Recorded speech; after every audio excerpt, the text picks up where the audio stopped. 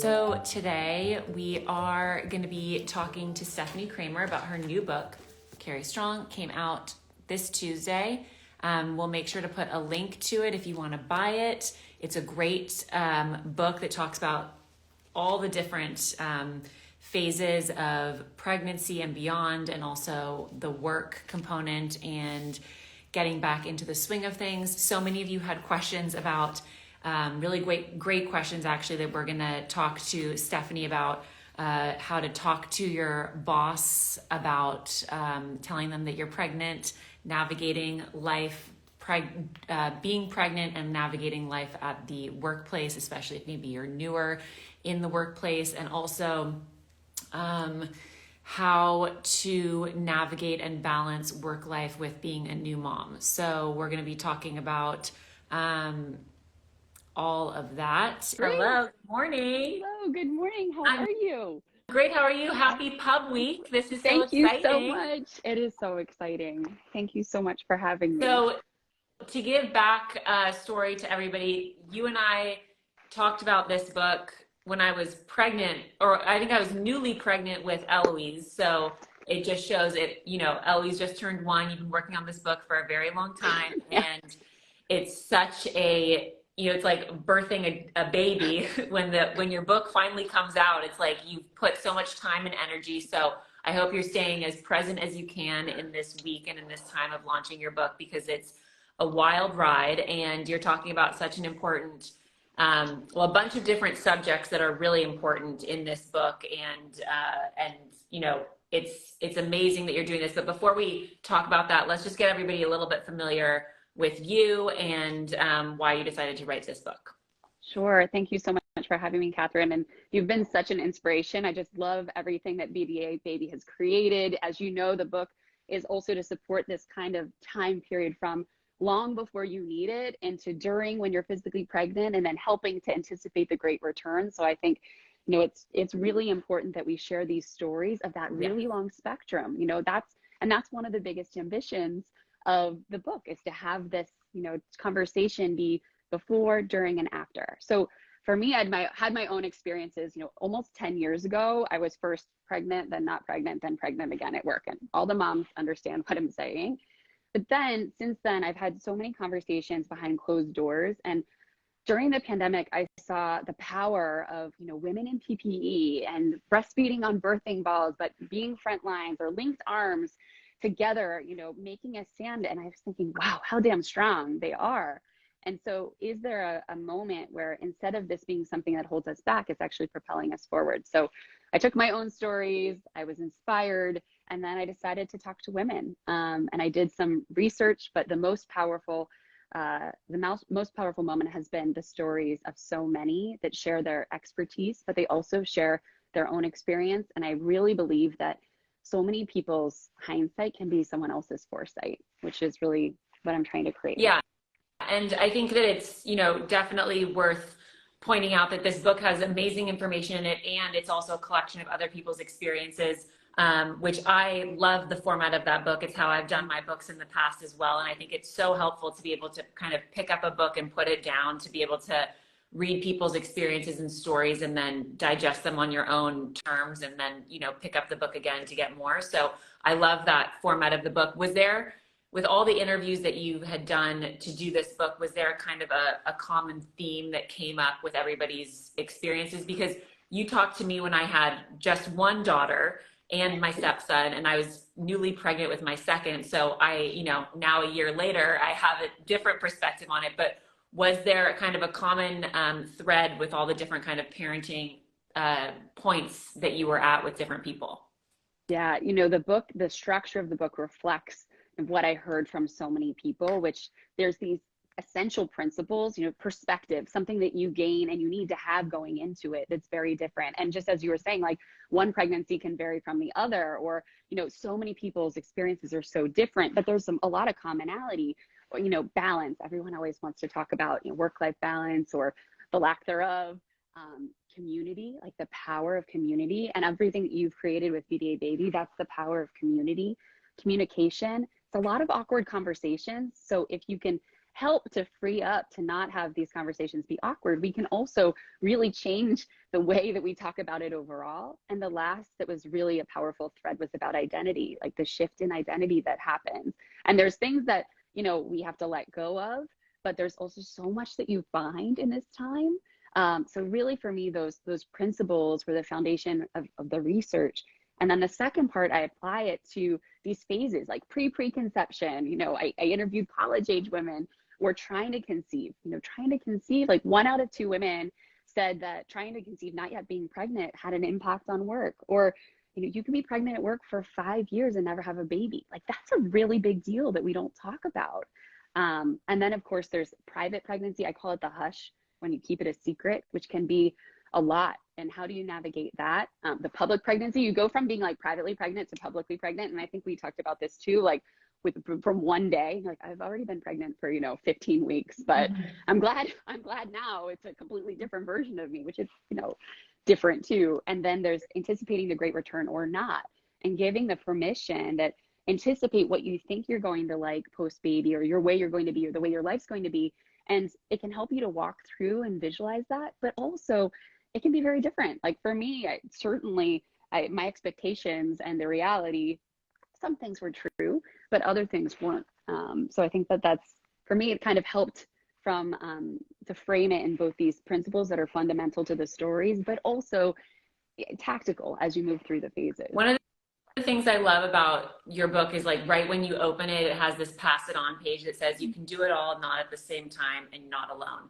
So I love that theme of your book. It's something that we talk a huge amount about on this BDA Baby series, is just the village that you lean on, and also giving yourself grace that there is, this idea of like, oh, you have to do it all. Right. You need to have this like perfect work-life balance and mom balance and all these different factors of your life, and have them balanced really well. And that the reality is that, they all don't get the same amount of attention all the time, and how you can give yourself grace in navigating that and figuring it out, because it's not something that like, oh, after 5 years, you have it all figured out perfectly. Like there are seasons, there are moments in life that, need and require different levels of your attention and your time. Why was it important for you to have this be a part of your book? This is not something that's in every single book that you open, but it is in yours, which I love. So this was a really important idea. So I'm sure many of you who are moms, you have to write your kids' names in the back of clothes, or if you have things of your own, you scribble the names.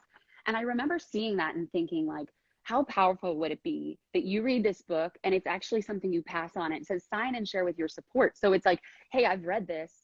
I've also had my own experiences. I'm giving you my story or my insight, but I'm also, passing it on to you. So that was really powerful. And that's why the quote is also on the bottom of the page, because exactly as you share, you can do it all. What is your all? It's okay. Choose what your all is. Give yourself permission. Alyssa Rayner has this beautiful quote in the book that says, allow you to have what your definition of all is, not what you think someone else's need to be, not at the same time. And exactly as you share, it's seasons, it's different moments, even during, for me, a day. It's like, all right, I need to be where my feet are this morning with my younger son. Then I'm so here with you, which is like such a like pinch me moment. And then this afternoon, I have some really important work meetings, and that's fluid focus, which can be super helpful as well. But the last part is the most critical of all, which is absolutely not alone. You need a system of support. You need to find your mentors, your allies, your friends, your partner. But also, the not alone is our responsibility. And that's why at the end of the book, it's a call to action. Like we all have such a powerful moment to be part of creating a positive ripple effect for something that empowers us so we can empower others. So for me, the not alone, which could be this book could not have been possible at all without so many people that were so willing to share. But it's a mantra that's helped me in so many moments. I mean, you were, I talked to you a lot during the process of writing this book, and you were navigating interviews and working on this book in between, your kids' schedules and also your full-time job that you have. So there was a lot of late night emails. There was a lot of, interviewing when you could get it in, and, transcribing. Like and I totally get that. It's navigating like when you can kind of dedicate time to certain parts of your life. I also think it's always really interesting when we talk about this village, and I was somebody who, you know, was aware of the village that my mom constantly talks about and talked about when I was growing up, that she would lean on in, you know, with raising the four of us kids, also having a full-time job, a very big and full life, a lot going on. And yet when I first became a mom, I was kind of like, I can do it myself. I can do this myself. Like I don't. And as I've learned very quickly, you know, you do need to lean on that community, those people, whether it's, you know, for me, I lean on, you know, my mom and my sister and my girlfriends and of course my husband, but it's really like those people that you can say like, hey, I actually need you to step in right now. Or, you know, my kid's sick, I need to prioritize that right now. Like there is that, like you need to come to that moment. And, you know, of course, I feel really blessed that my family lives close and that I'm able to lean on that. But it's also really interesting when you look at other cultures, like that's not a thing as much. Like it's not like a, oh, I have to do this myself. It's very, you know, very much in our country that we feel in America, like, oh, I need to do this myself. Because in other cultures, you know, families around, you lean on your family, you lean on your community. Can you talk a little bit about that difference? And also just this, you know, very much generational difference of feeling comfortable asking for help, because you talk to people like my mom and that was not something that they talked about or even felt comfortable doing. I think, you know, it's so important. It's such a powerful shift between this guilt that we feel that we don't want to burden anyone else, you know, and it's definitely something that women or female identifying individuals feel extra heavy. You know, they also feel like I can, so I should. You know, it's also when we have opportunity, we feel this tremendous amount of responsibility that if we can, we should. But just because you can doesn't mean that you should. So I often tell people like, try to give yourself some freedom to say yes to things, no to things, and not yet. You know, instead of feeling like you have to say yes to everything because the opportunity is there, judge based off of what you want to ultimately achieve or for that moment or for that piece for yourself. You know, that's the part of holding yourself back. And the second part is, I actually have found it incredibly fueling. And I think this is the generational shift, that when I ask for help, I'm also empowering someone else. And I think that that is something that, especially from my friends or my family members, they want to, you know, as you talk about the book, the energy, the moments of self-doubt that I had, I would just go back and look at the names or look at the stories that people are sharing with me. And it's, of course, it's a benefit to the book, but also I realized that I was actually doing something also to empower them. And that is a big shift. So I feel like big picture, you know, self-care is not selfish. And in fact, it allows us to model for others what we want them to do for them. You know, think about your friend, think about your best friend. Would you want to be like, oh yeah, you should definitely do that by yourself? You know, oh yeah, you don't need any help. So you just have to remind yourself, like, be that friend, be that person that you would be for anybody else. Yeah, no, it's so true to, of course, lead by example, and also to show that to your kids that you know, like I very much watch everything that my mom says and does, and her actions of saying like, you know, calling upon this person to help in certain ways, and also at different phases of the parenting journey, when you have little kids, when you have teenage kids, and now adult kids. I want to get into a couple of the questions that were submitted by people, because there were a lot of questions that talked just about navigating work and pregnancy, and a lot of the anxiety that is around telling your boss that you're pregnant and how to go about doing that, especially if you are nervous about what the future will hold for your job, or about the balancing act of pregnancy and work. Yes. So it's one of the most Googled questions, is how to tell my boss I'm pregnant. And you can use it for any difficult life situation as well. So I always tell people to approach it with kind of a 5-question framework. First of all, who do you need to tell? So is it your boss? Is it HR? Is it an ally? Is it a friend at work? Like who? You know, by the way, also sometimes there's entrepreneurs, or there are people that don't have these kind of normal big organizations where it's obvious who you even need to tell and why. So the second question, is it because you have something you need? You know, if you're going through fertility treatments, or I was just in a conversation with someone talking about egg freezing, you don't necessarily have to say like, I'm going through fertility treatments and that means I have morning Right. monitoring and that means I need to have this appointment this certain day. You can say, I'm going through something personal. It's going to affect my schedule for a little bit. This is what I'm going to do for my work or continuity, etc. And this is what I need from you. If I need anything else, I'll let you know. And this shifts the dynamic. You know, it's this kind of social contract and responsibility that both people have to have a more empowered conversation. And the next part with the when and where, like, is it timely? Are you going through something where you need to be like, I need to talk to you right now. This is really urgent. Or is it, I want to find the right moment for me because I have a regular meeting, or think about it, framing how you get yourself to a point of comfort and confidence. And then the last part is why. You're doing this because it's something amazing, it's something important, or because you're dealing with a really difficult situation. So you're not doing this for them, you're doing this for you. Right. And I think like the more we can have that respectful conversation and dialogue, it encourages others to do the same too. I have a couple very close girlfriends who love their jobs, love work, and also love the energy and kind of the high vibration of work, work, work, work, work. When some of my girlfriends got pregnant, they were of course overjoyed and really thrilled about, you know, having a baby and that whole journey, becoming a mom, and also very nervous and stressed out about how it would affect their very high vibration level of working. That seems to be something that, you know, for a lot of people, they're like, listen, it's going to change. It's going to be different. Fine with it. And then other people are like, I don't want it to change. And I want to keep traveling a lot. I want to work long hours. I want to do this. And of course, feel a little bit of guilt in that process of expressing that. But for the people who are stressed out about pregnancy and also, you know, life as a new parent becoming or having an impact on their work life and the level at which they work, is there anything that you can say to people who might be feeling that, or currently pregnant, or maybe pregnant for a second time and experiencing that, you know, concern?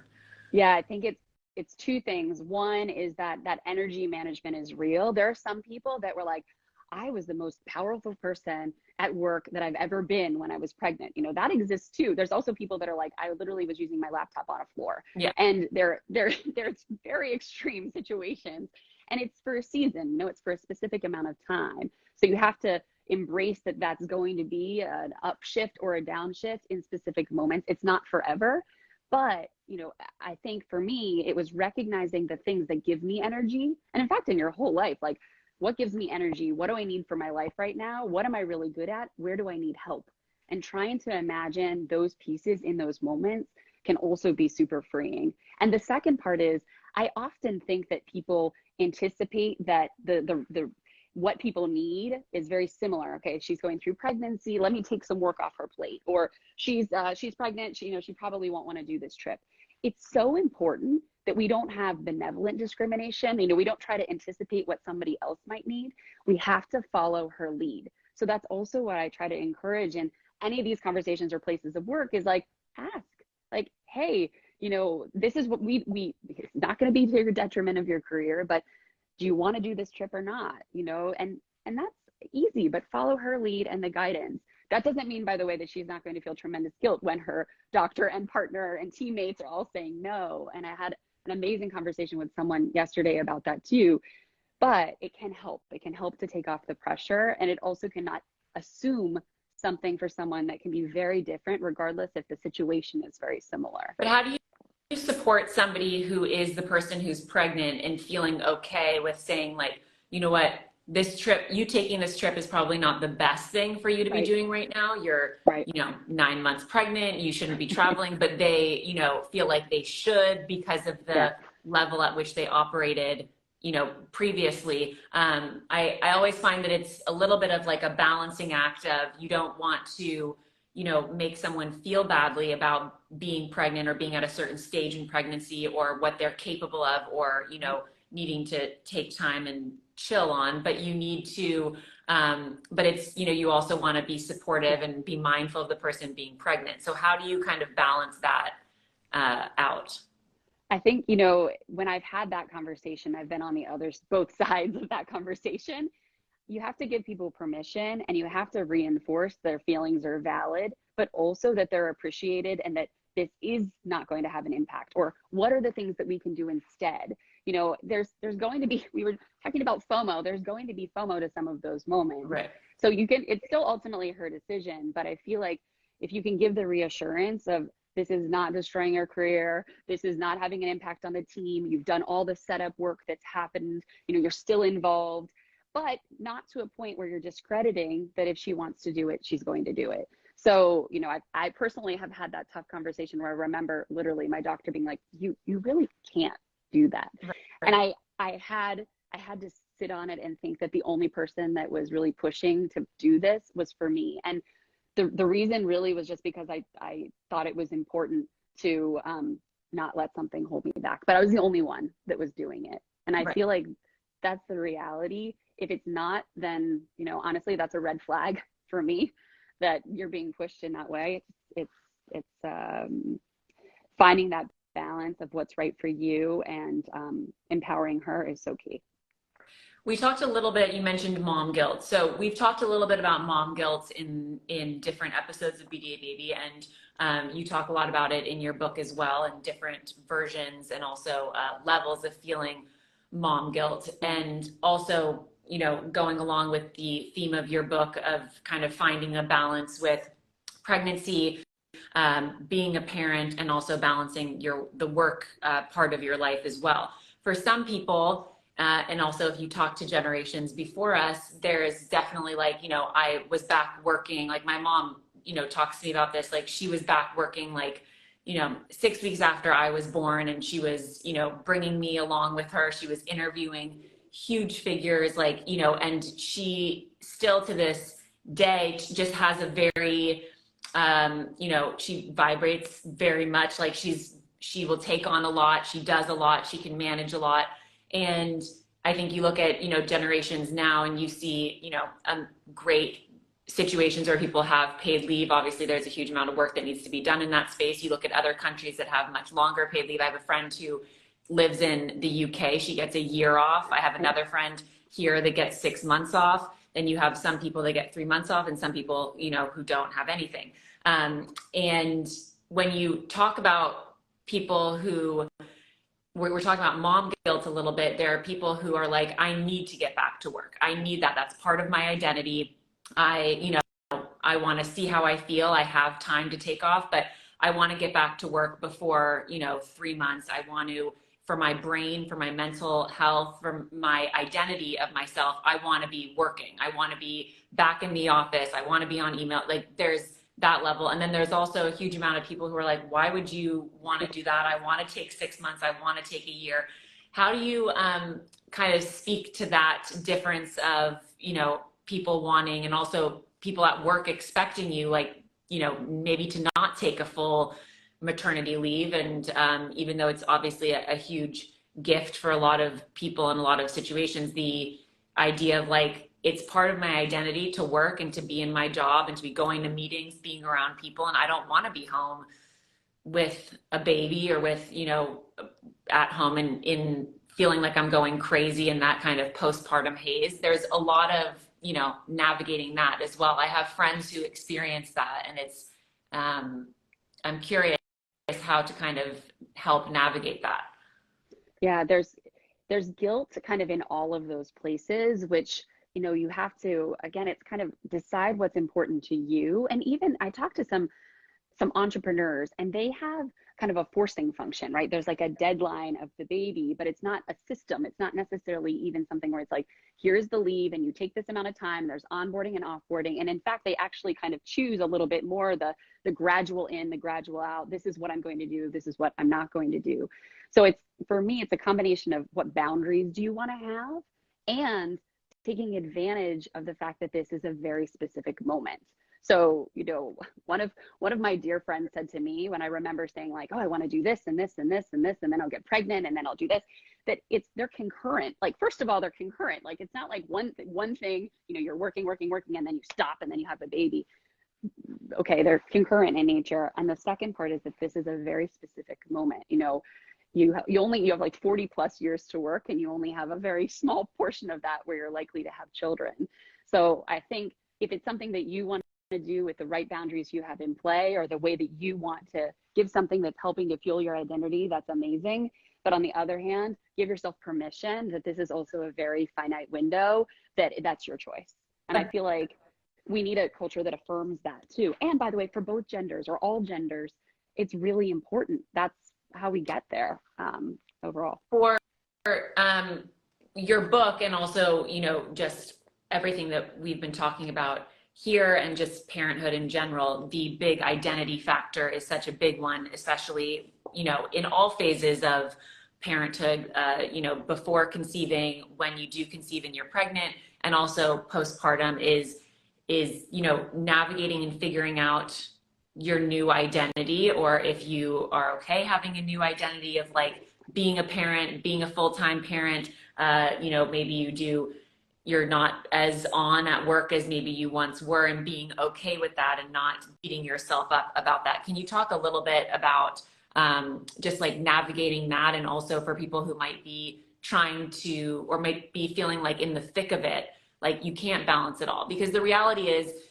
and I have a couple of my close friends who feel like, okay, I can have kids, I'm still going to operate at this level. And the reality is just like, you can't do it, the way that you once did. And that's okay. But it's also like being a support system to say like, it's okay, you don't need to, but how can you talk to people who are maybe in the thick of it, or people who want to support other people who might be experiencing that?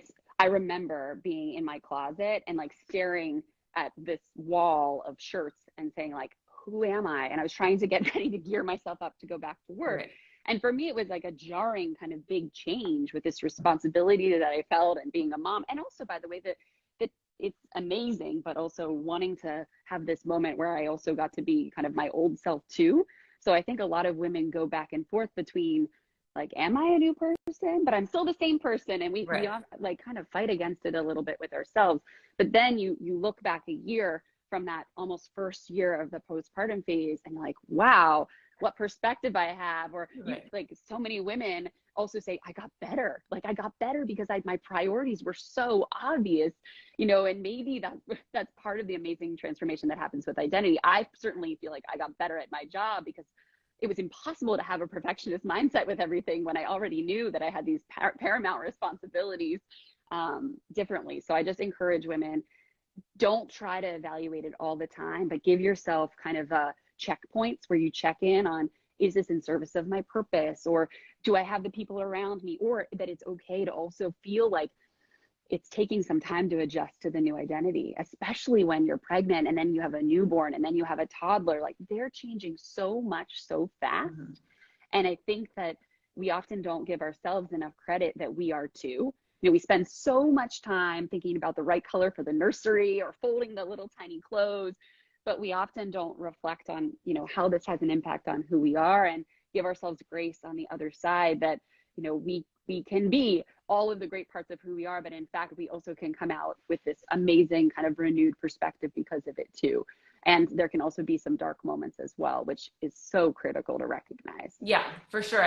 I think also, everybody has such dramatically different experiences in all phases of the journey that you talk about in your amazing new book. I'm so grateful that you took time in your crazy launch week to come and chat. This is such an important subject and collection of subjects and also stories that I really am so excited for people to finally read and get their hands on. And what you're talking about is so important because, everybody has such a different feeling and reaction to all different phases of what you're talking about. And also just like, feeling like you can give yourself grace in the different times and moments. And even in the first year, my daughter just turned 1, and it's like, I look back at the past year and I'm like, that went by so quickly. And also like, oh my gosh, that was a crazy journey of like having different moments of, being really overwhelmed by certain things or being stressed out. And my sister's friend just asked me over the weekend, like, when did you feel like you finally kind of like felt like yourself again? And I said, like, it took me like 6 months to feel like I was back in my body, but really like almost like a full year of feeling like, okay, like I totally got this. Like nothing is, you know, with two, not feeling like, oh my gosh, I'm overwhelmed by everything, and being okay with, you know, having that kind of year where like you have really like high stress moments and you have really great moments of being like, oh, this is totally fine, and kind of being okay with that. And also having a really supportive partner who's like willing to be like, you, this is good. Right, this We is a can good kind of thing. handle all the back and forths of like, this is crazy and this is totally fine. So Right. I think what you're talking about is so awesome and really amazing. We'll link out this book. I'm so excited and so happy for you, and you're doing such awesome work. So congratulations. Thank you, Katherine. I can't thank you enough. You've created such an amazing community with BDA Baby. You and your mom have been such inspirations in this book, and you take such care with everything you do. So thank you also from all of us for the way that you put out such incredible positivity and realness with so many. Awesome. Well, thank you so much, and have a great rest of your pub week. And Thank I you. can't wait to follow along. So thank you. Thank you. Bye.